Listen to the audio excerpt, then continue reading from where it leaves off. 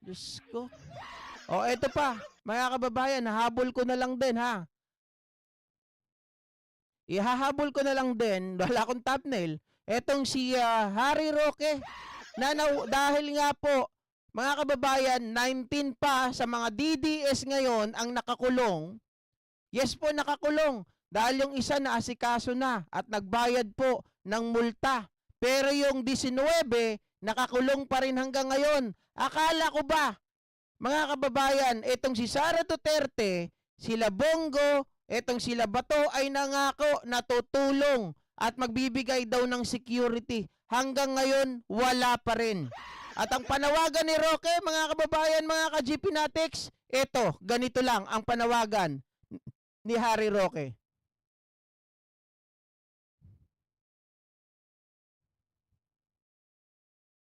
The Qatari appealing to the Qatari authorities. The state of Qatar has always been a very good friend of President Rodrigo Roa Duterte. We're appealing to you to understand the sentiments of our countrymen. They love the president and they cannot accept the fact that he is now here at The Hague, held as Alam mo, Harry Roque, abogado ka. Unang-una, mga kababayan, ano naman pakialam ng Qatari administration dito sa Pilipinas? May sarili silang bansa, may sarili din tayo. Kung ano yung pinapatupad nila, dapat sundin natin. Sundin ng mga dayuhan. Tanga. Sorry guys ha, nabubwisit lang ako. Anong feeling mo, mga kababayan? Anong feeling mo? Malakas si Duterte sa Qatar? Siguro, mga kababayan, nung panahon na presidente pa siya. Pero, hindi pwedeng manatili yun. Dahil si Duterte ay pangkaraniwang mamamayan na lang na nililitis ngayon dahil sa crimes against humanity. Diba, Mami Labs? prisoner by Westerners, no? So we have a common history of being colonized by the West, and I hope you do understand why the Filipinos love President Duterte. So again, it is an appeal to our friends in Qatar. Please show maximum tolerance to Filipinos who only wanted to show their love to President Rodrigo Roa Duterte. Whatever your feeling is, Harry Roque, ang mali ay mali. Unang-una, hindi po republic ang Qatar. Hindi sila katulad natin na mga kababayan, gamit na gamit ang freedom of speech. Hindi po katulad na dito sa Qatar ay kagaya po natin na kahit winawalang hiya na ang gobyerno, pinapabayaan pa rin. May sariling gobyerno ang mga yan. Di ba pinagsabihan na sila? Sa makatuwid, panawagan lang pala ang kaya nyong ibigay. Ano sa tingin ninyo, si Digong Duterte, malakas talaga sa Qatar? Napakikinggan nila? Na kahit magwala kayo doon, okay lang sa kanila? Ano yun, mga kababayan? Yes, di ba GP sinasabi mo dati that the rules ay lagi yan may exception? Tama, sinasabi ko po yun. Rules as always exception, mga kababayan. Pero, it not applies to everybody. It not applies to anywhere. Diba? Hindi po yan sa lahat ng pagkakataon, Ma'am Yuki Sawaki, salamat, at yung nagpakulay din kanina. Yung tinatawag natin, na kapag halimbawa may rules and regulation na ina-apply sa isang lugar, kahit kayo ay nagtatrabaho, it could, mga kababayan, it could change ng isang tao, ng namamahala. Diba? May exception dyan sa rules na yan. Or sabihin natin, yung rules na yan, mga kababayan, ay pwede naman i-waive minsan. Pero dito, sa pagkakataong ito, hindi siguro kagaya ng iniisip mo, Harry Roque, na dapat pakinggan ang feelings ng mga Pilipino. Diba? Kasi, in certain country, meron sila dyan na dapat very firm, 'di ba? Sa kanilang rules and regulation. Hindi pwede na ibibend, yun pala yung tamang yung tamang termino. if yung rules natin at you could also bend it, mga kababayan, di ba? Sometimes, rules can be bent. Tama po yun. Lagi ko yan sinasabi. But not all the time, not all the countries, not all the, sabihin natin, it not applies to any situation. Diba? Meron lang certain, mga kababayan, na pwede mong i-bend ang rule na yan. Pero hindi palagay ko dito. Harry Roque, hindi na yan Pilipinas. Katangahan at kagaguhan yung ginagawa ninyo. Kaya nga sabi ko mga kababayan, kayo, mga Pilipino, maging wais kayo. Kasi ipinapahamak na kayo ng mga taong pinapanginoon ninyo, hindi nyo pa nararamdaman sa sobrang pagiging politiko at sobrang panatiko ninyo sa mga politiko at politiko na yan. Imagine, 50,000 reals each. At may update ako, mga ka-GP Natics.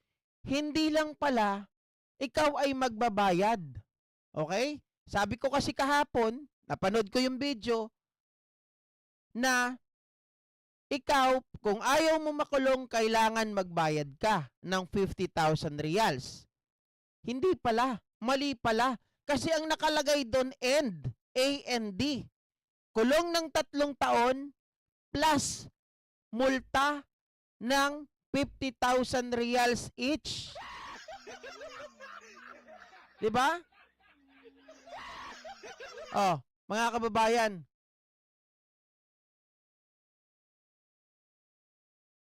Yun ang matindi. So, ibig sabihin, bubuno pala talaga to ng 3 taon doon plus bayad. O JP, bakit yung isa nakalaya? Well, hindi ko alam kung anong ginawa na pakiusap ng gobyerno dun sa isa na yon. Or, mga kababayan, yung isa na yon ay hindi naman talaga kasali. 'Di ba? Pwedeng, kasi sometimes, nagkakamali tayo. O sinabi mo ba, JP, na nagkamali ang Qatar country doon sa paghuli, doon sa mga yun? Hindi ko po sinasabi. 'Di ba? Hindi sa lahat ng pagkakataon. Ang akin lang, dapat ilagay sa tamang lugar ang pagrarally. Kapag sinabihan na, huwag matigas ang kokote. Oh. Sa sobrang katigasan ng ulo ninyo, nakakala ninyo, may power pa rin ang iniidolo ninyo na si Digong Duterte, wala na. Kasi kung may power pa yan, hindi yan mahuhuli basta-basta doon sa dahig. Hindi yan basta-basta maikukulong ng ICC kung may power pa yan. Diba? Yung mga pinagsasasabi ni Sara Duterte, wag niyong paniwalaan na kailangan daw pangalanan dahil bobo raw si Karim Khan, pangalanan daw lahat ng 30,000 tangaks. Oh.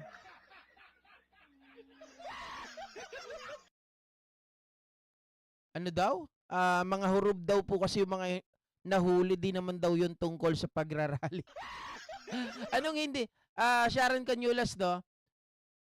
Alam nyo, pinapakalat lang nila yon na hindi tungkol sa rally. Eh, nakadamit nga ng bring him home eh. Diba? Minor de edad yata yung pinalaya, GP. Yun ang hindi ko po alam, mga kababayan. Okay, Ninya Amaro, yung latest na balita sa Qatar, pinakawalan daw yung 2 minor de edad. Oh, diba? Mabuti nga eh, pinakawalan pa yung minor de edad. Oh, kita nyo?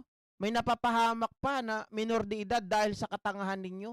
Dahil doon sa pag-idolize nyo sa taong hindi naman karapat-dapat.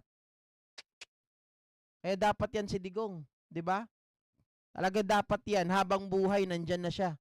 Huwag nang pauwiin. Oh. Okay. Yung mga ano dyan, yung mga bitter dyan, na sinasabing walang nagawa ang Marcos.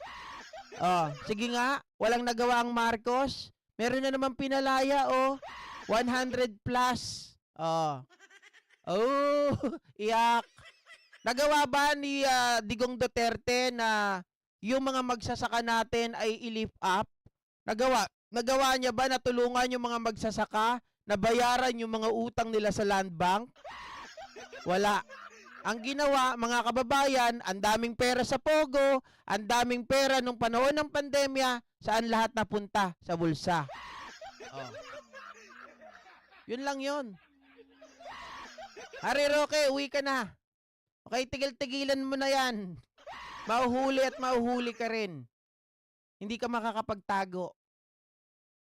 Yung asylum mo, promise.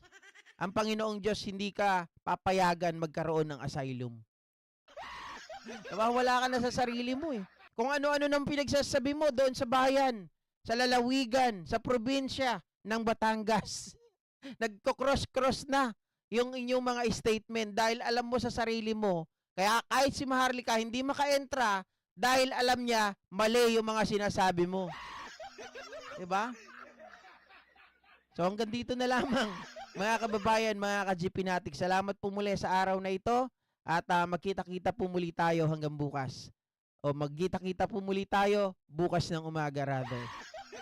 Bye!